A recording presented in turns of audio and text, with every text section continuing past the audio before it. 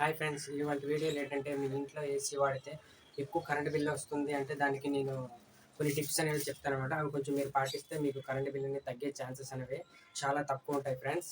First point వచ్చేసరికి మనం AC క్లీన్గా అంటే ఫ్రెష్గా అంటే ఏదైనా డస్ట్ ఎక్కువ పట్టించినా లేకపోతే కూలింగ్ తగ్గిపోయినా సరే దానివల్ల ఏంటంటే కరెంట్ బిల్ అనేది ఎక్కువ వచ్చే ఛాన్సెస్ అనేవి ఉంటాయి అనమాట.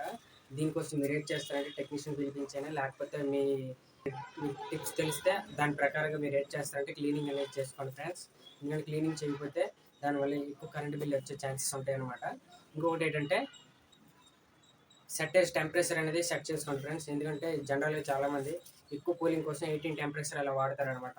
18, 16 లేకపోతే 20 టెంపరేచర్ అలా వాడతారు కదా, అలా యూజ్ చేయకండి. ఎందుకంటే మినిమం మన మన హెల్త్కి యూజ్ఫుల్ అయ్యే టెంపరేచర్ అనమాట 24 డిగ్రీస్ నుంచి ఎక్కువ ఉండాలన్నమాట.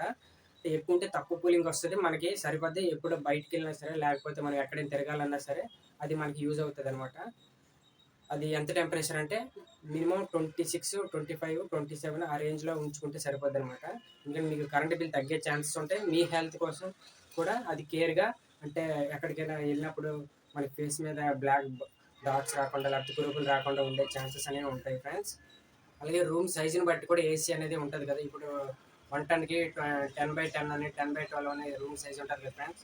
అలాంటి రూమ్ సైజుని బట్టి కూడా ఏసీ తీసుకోండి. ఎందుకంటే రూమ్ సైజుని బట్టి ఏసీ తీసుకోవడం వల్ల మీకు కరెంట్ బిల్ అనేది తగ్గే ఛాన్సెస్ అనేవి ఉంటాయి అనమాట. ఇంకోటి ఏంటంటే రూమ్లో ఫ్రిడ్జ్లు కానీ రిఫ్రిజిరేటర్స్ కానీ లేకపోతే ఐరన్ ఐటమ్ కానీ బీరువాస్ కానీ ఇలాంటివి ఏమైనా ఉన్నాయంటే దానివల్ల కూలింగ్ అనేది ఎక్కువ అవుతాయి అనమాట. ఐరన్ మెటల్ లాంటివి ఏమైనా పెద్ద పెద్ద వస్తువులు ఉన్నాయి అనుకోండి, అలాంటి టైంలో ఏంటనుకోండి కూలింగ్ అనేది అది అబ్జర్వ్ చేస్తుంది అనమాట. టెంపరేచర్ అనేది నిలబడకుండా ఉంటుంది అనమాట. దానివల్ల ఏమవుతుందంటే ఎక్కువ కరెంట్ బిల్ కూడా వచ్చే ఛాన్సెస్ అనేవి ఉంటాయి ఫ్రెండ్స్. అలాగే ఇంకోటి ఏంటంటే రూమ్ అనేది ఎప్పుడు క్లోజ్డ్గా ఉండాలి. రూమ్ క్లోజ్డ్గా ఉంటేనే రూమ్లో హీట్ని అబ్జర్వ్ చేసుకుని రూమ్లో తేమని లాక్కొని అది కూలింగ్ అనేది పంపిస్తుంది కదా. అందుకు మీరు ఏం చేస్తారంటే రూమ్ ఎప్పుడు క్లోజ్డ్గా ఉండాలి. కిటికీలు గట్రా క్లోజ్ చేసి ఉంచాలి. మినిమం ఇంచ్ గ్యాప్ ఉన్నా సరే ఆ రూమ్లో ఉండే కూలింగ్ అనేది బయటికి డ్రాప్ అవుట్ అవుతుంది అనమాట. అందుకు మీరు ఏం చేస్తారంటే క్లోజ్డ్గా ఉంచడం వల్ల రూమ్లో టెంపరేచర్ అనేది అలా నిలబడి పవర్ బిల్ అనేది సేవ్ చేస్తుంది ఫ్రెండ్స్. వీడియో కనుక మీకు నచ్చితే లైక్ చేయండి, షేర్ చేయండి, సబ్స్క్రైబ్ చేసుకోవడం మాత్రం మర్చిపోకండి ఫ్రెండ్స్.